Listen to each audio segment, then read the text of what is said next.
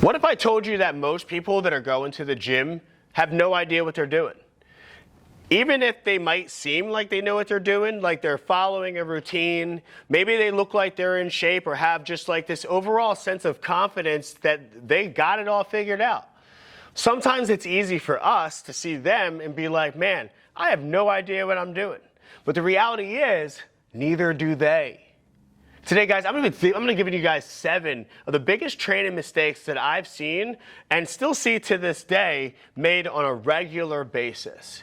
Now, who am I to be telling you these 7 mistakes? Guys, my name is Coach Chris, and I'm a strength and conditioning coach with the National Strength and Conditioning Association. I'm a CSCS, if you would. If you even know what that means, it does not matter. It just means that I'm qualified to tell you these 7 mistakes today, and I want to make sure that I help you get better gains in the gym and better gains in life. Now, before I dive into the 7 biggest training mistakes preventing most men from building muscle, burning fat, and getting stronger, I also want to tell you, I forgot to tell you, number 7 and number 5, you got to make sure you're doing those 2 because, like, if you're not, guys, you're totally killing your testosterone. These are the biggest ones. So make sure that you get your pen, get your paper ready, because we're going to be diving into these. I'm going to give you some notes on each one. And as you're going right now and grabbing that pen and grabbing that paper, I want to first talk about why we go to the gym in the first place. So many people go to the gym for aesthetic reasons. Maybe they want to look better, right? Maybe they want to get rid of some body fat. They want to put on some muscle. And they feel like if they make these changes, then everything is going to work out better for you in your life. But the reality is, guys, that is a lie. And if you want to make a transformation, right? If you want to change your life, yes, the gym can be one of those tools that will help you elevate to a new person, a new version of yourself. But the gym alone will not make you happy. And I see so many people make that mistake, feeling that if I just work out and I go to the gym and I lose the weight and I get in shape, then like all my problems are solved. And the reality is that is a lie. So before we even dive into the 7 biggest mistakes, I want to talk about that being the first biggest mistake. And that's thinking that, when we fix this problem, that all of our problems are solved. Because the reality is that in order to transform, right, to become the person that can pull off all the stuff that I'm talking about here on my paper, on my notes, right, these 7 mistakes, in order to become the person that doesn't make these mistakes, you got to first decide that you're a person that believes you can be successful. You're a person that believes that success is entitled to you, right? Because so many of us, we block our own success because we haven't really formed the right mindset to accept the gifts and accept the progress and accept the things that are getting ready to come. So before I dive into the 7 mistakes, you got to be willing to make the first decision, and that's decide that you actually deserve the success that we're going to help you build today. Now, if you've made that declaration and you decided today that you are worthy of the results, let's dive in and let's talk about it. So, 7 biggest mistakes preventing most men from building muscle, burning fat, getting stronger, and number 5 and 7 are most likely killing your testosterone. Let's go, Coach Chris. Tell me these things. You've delayed it long enough. Number 1, guys, lacking consistency and direction in the gym. Lacking consistency and direction in the gym. And now, why did I tell you that pre-frame, right? The pre-frame was there because I already knew what number 1 was. So I wanted to actually tap into it and kind of hopefully touch you here before I got to here, right? Because the reality is lacking consistency. Why does that happen? That's lacking in motivation. Why do we lack motivation? Well, we lack motivation because we have no direction. So before we can actually have consistency, we need to have direction. So that means that we have to have a why. We need to have a reason of why we're doing this, or else we will not have the consistency or the conviction to the plan. So it doesn't matter what's on the paper. We can't follow through with it because we haven't decided that we're the kind of person that does. Or better yet, we haven't decided we're not the kind of person that does it. So when you make that decision that you're ready to elevate to that next version of yourself, well, then you'll have that intrinsic motivation that will carry into consistency because you're not always going to feel like it. You're not always going to have that motivation. In fact, motivation is not there. It's discipline. You need to develop the discipline. And James Clear wrote a book on atomic habits, right? So habits are hard to form, and really what it comes down to is consistency. So people, if they're lacking consistency, they just haven't built a habit. So you just have to learn, number one, how do I build a habit? But it starts with actually deciding, number one, that you want to, number two, that you deserve it, and number three, you set the goal, and then the motivation comes, and you have that guidance, and you have the ability to be consistent. All right? So moving on, number two, not using the proper work to rest ratios when it comes to training. So many people are just like on their phone, texting somebody, Instagram, scrolling through the internet, not really taking their workout serious. And these same people would leave the gym, and I would like go down to the locker room, and they'd be like, Chris, how was your workout? And I'd be like, man, my workout was fire, man. I crushed it today. And they would be like, well, how about yours? How was your workout? And they'd be like, it was okay. It was all right. And I'd be like, what? Like, how does that even happen, man? Like, if you're training like what I'm doing, like, man, every workout is fun. I'm moving, I'm sweating, I'm lifting weights, right? I'm moving my body like it was designed to do, right? When you're doing those things, you're actually gonna, like, feel good when you leave the gym, right? So these guys weren't feeling good, and that's probably because they weren't using the right work-to-rest ratios, right? They were waiting too long in between sets. They're doing bodybuilder workouts, doing one set of rows, and then they wait like 2 minutes, but then the 2 minutes turns into 3 minutes because they were on the phone. So they're not even using the work-rest ratio if they even have it planned into their routine, because most of the time we might do 45 seconds of rest or 90 seconds of rest, but we're on it, right? And most times I like to pair these exercises up so that we're not wasting time, or if we're not doing a superset, we're at least doing some stretching, right? Now, on the other end, there's other people where I see like they tend to do the other or the opposite, right? Which is they do too much stuff in between, right? They like don't want to stop moving because they want to just burn calories, right? They feel like if they burn more calories, then they'll lose more weight. But the reality is you're messing up your ability to gain strength by not giving yourself the work to rest ratio. So there's that fine medium line, that Goldilocks rule, if you would, of giving yourself the right amount of rest to actually perform in your next set, but not so much rest that you're actually declining your performance and actually bringing your heart rate down or getting cold in your workout, right? You got to keep the heart rate up. You got to keep moving. You got to push your body, and making sure you use the right work-to-rest ratios is key. And maybe if you don't have work-to-rest ratios, get with a coach who writes out your programming and can give you those work-to-rest ratios. All right, awesome. Now, so just to kind of give you some numbers on it. So optimal work-to-rest ratios are crucial for maximizing your workout's effectiveness, right? Too little rest can lead to burnout and poor performance, while too much rest can undermine intensity and results, right? So for strength and hypertrophy, you want to aim for periods around 1 to 2 minutes between your sets. And for endurance and fat loss, shorter rest periods of 30 seconds to 60 seconds can be more effective. Tailoring these two ratios to your training goals can significantly impact your results, all right? So those are the detailed notes that I actually put down, right? So sometimes I like to freestyle with it, guys, and kind of give you the ins and outs, and I'm also going to give you the tactical behind, because I know some of you guys really care about that as well. All right, so now number 3, not using progressive overload in their training. So first, let's go ahead and talk about progressive overload, and then I'll kind of tap into it a little deeper. So progressive overload is the gradual increase of stress placed upon the body during exercise training, right? Without it, your muscles have no reason to grow and become stronger, right? To implement progressive overload, consistently increase your weights that you lift and the number of repetitions that you perform, or the intensity of your workouts. This principle is a fundamental and is for continuous improvement in avoiding plateaus. Okay, so let's dive into that. What does this actually mean? What does this mean is that a lot of times people do the same workout over time and they don't change anything. Or they use the same weights on something and they never change anything, right? Or they do the same repetitions and they never change anything.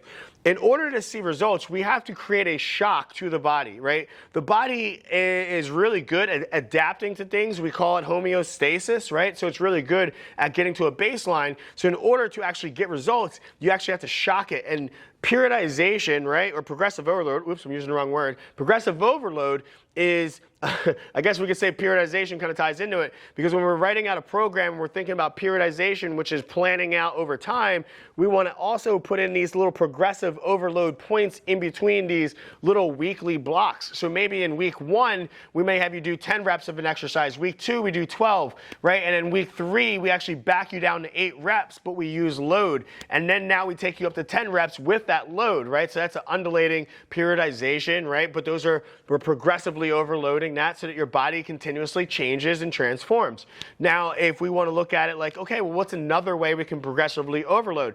If somebody's doing squats, maybe I put a band around their knees. Maybe I put a band around their shoulders, and now they have to push through the band as well as the load. Maybe I make them pause at the bottom, or maybe I increase their tempo for their whole entire set. So these are different ways that we can progressively overload their body, what it's used to, right? We want to overload what your body is used to so that it creates a stimulus and a response effect. When the response happens, our body will then build new pathways to become stronger, right? So what does that mean? Like if I'm lifting weights and I'm tearing my muscle fibers down, and my body's like, whoa, we got to be stronger. We got to have stronger muscle fibers. So it will actually take those microfiber tears and then rebuild and then become stronger so that you can lift more weight. So if you're not pushing your body and using progressive overload, you're not allowing your body to get the significant adaptation so that it actually has a change, right? That's how you actually get those results, and that's how you don't hit a plateau. Now, number 4, talk about periodization. We're lacking in periodization in both their training and their nutrition plan.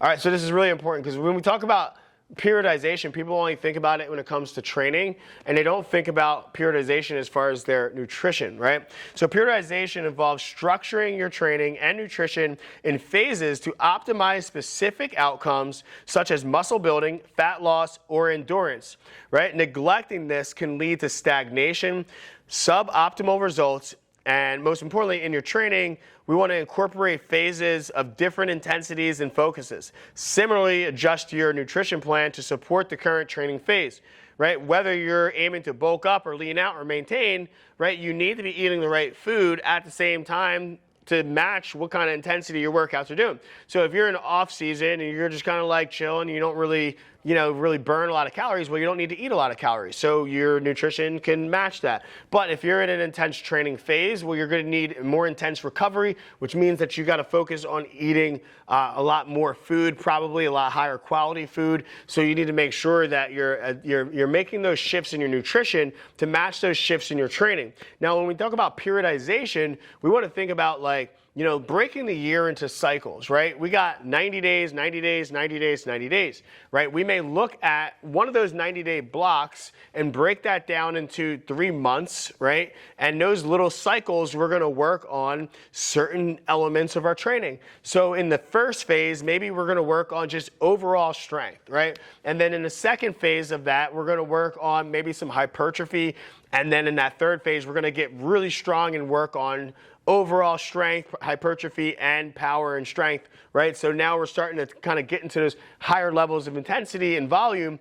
But then as we get ready to go into that next 90-day block, well, maybe we drop our intensity, right, as a deload. And this is where most people make the mistake, is that they're just up, up, up, up, up, and they never actually plan in a deload, or they're just stagnant and they're going straight line, right? There's never any, in how we program in our gym is, if you could imagine stairs, we would have one stair and then the next stair is a little bit higher, then the next stair is a little bit higher, then the next stair is a little bit higher, but then we would have a drop down stair before we keep building back up. And what happens is this allows our clients to get a break, right, and not allow their bodies to break down, right? So planning in these little breaks in their training, this periodization, this planning and scripting out the workouts, it makes a big difference as far as being able to stay healthy and train more sustainably throughout the year. Most people that try and just go really, really hard for a period of time, they end up breaking down and then they don't train anymore, and then maybe they come back later on and come back to training, but usually they don't have that motivation to keep it going. So, number 5, now we talked about testosterone, right? We talked about testosterone. This is a huge one for it. Not getting adequate recovery during or doing things that severely hinder it, right? So number 5, not getting adequate recovery or doing things that severely hinder it, all right? So recovery. Recovery is just as important as the workout itself. Inadequate recovery can lead to overtraining, increased injury risk, and hindered progress, right? You want to ensure that you're getting enough sleep, managing stress, and incorporating active recovery days into your routine. You want to avoid excessive alcohol consumption, poor dietary choices, neglecting sleep, and these can all severely impact your recovery and consequently also impact your testosterone levels, right? So one of the biggest things that people don't realize is that the best testosterone enhancer is sleep, right? One of the best testosterone enhancers is sleep, while one of the worst or catastrophic things on our testosterone is stress or lack of sleep, right? And usually they come hand in hand. Usually when we're stressed, we're getting a lack of sleep. Usually we get a lack of sleep, we increase our stress. So either way, that's happening, right? And the easiest way to fix that is actually decreasing our stress and getting more rest, right? So you can't go hard all the time. You can't push it on every single cylinder. You can't be in the office late and then like be in the gym working out hard, but then you're doing stuff all week. Like at some point your body's gonna break down, and not giving yourself the rest is not only preventing you from seeing the results you wanna see in the gym, but it's also preventing you from seeing the results you wanna see in your life. Like the results that you wanna see in your life would magnify if you gave yourself some time and some space, and then we're able to multiply forward with speed, right? So taking that break means that you can come back harder. It means you can push your body harder in that workout. So most people make the mistake and they just go hard, and they feel like they're at least at this maintenance level, but really there's a point of diminishing return, meaning that at some point when you're going and going, it stops being a good thing and it starts being a bad thing and has negative impacts on your body, negative impacts on your hormones, negative impacts on your mood, right? This affects your self-esteem. This affects your confidence. This affects your mental health, right? So making sure that you're getting rest and not just working out intensely every single day. You can also break it up. If you like to move a lot, like I like working out 5, 6, 7 days a week if I can, right? But I'm not going to like train hard all those days. Some of those days I'm okay with a 10, 15 minute workout where I'm just like moving a little bit. My body feels better, right? If that's what you need to move, well then move. But beating yourself down every single time and not giving yourself recovery, like that is punishment. And sometimes we punish ourselves because we don't feel like we deserve to actually get to that next level, right? So most of us are just sometimes self-sabotaging ourselves in the middle of our workout routines or our nutrition, right? Because we don't believe that we deserve to elevate. So it goes back to what we even talked about in the beginning. You got to believe in yourself. You got to believe. You got to be your star player. You got to cheer yourself on before anyone else will. And most of the time, nobody else is going to cheer you on anyway. Right? You got to be your biggest supporter, your biggest fan, right? So number 6, doing the wrong type of cardiovascular work. And if you do the right stuff, you're actually going to burn fat more effectively and help your hormones, right? This is actually another one. 6 was another hormones one. We just didn't put it in the title, but it's just as important, right? Doing the right type of cardiovascular work is the most important thing for your hormones while doing the wrong type of working out. And what is the wrong type of working out? Definitely the type of workouts that I was talking about earlier where you just sit around and do nothing and scroll on Instagram and TikTok, but definitely just like going heavy all the time, right? Just going super heavy all the time, not getting enough recovery. Like that's the wrong way to do it. And you actually need to mix in a little bit of metabolic conditioning or high intensity workouts. They tend to be a lot better for guys, right? The high intensity workouts tend to actually help promote testosterone, but I don't mean like just doing sprint type intervals and just doing high intensity all the time. I like a nice little blend of hybrid high intensity workouts, meaning I'm using weights. This is what we call metabolic training. But this is when I'm using weights in my metabolic or my cardio workouts. So I might swing a kettlebell. I might, do a kettlebell, or I might do a dumbbell front squat, right? I might do some rows, some TRX rows. Slam a ball into the ground, right? Like do some push-ups, right? Lighter type exercises versus in my strength workouts, I'm going to do some heavy resistance training like back squats or front squats, right? So in a conditioning workout, I might do kettlebell goblet squats, right? But a lot of people just starting out, like a goblet squat might actually be a strength workout for you or strength exercise. So doing body weight squats and, doing some jump squats or TRX squats, things like that. That is going to kind of get you at that intensity that you need to be able to get your heart rate up and, most importantly, stimulate some healthy hormones. All right. And then finally, guys, number 7, or I shouldn't even say finally, because I still got some more in here. Right, so number 7, at least last on this list, right? Last on this list, number 7, not following a simple and structured nutrition plan with minimally processed foods, all right, and balanced macronutrients, right? Balanced macronutrients. And before we even talk about what they are and all that stuff, guys, like, balance is key. I see so many people feeling like they need to do intermittent fasting or keto. Like guys, those are all tactics and strategies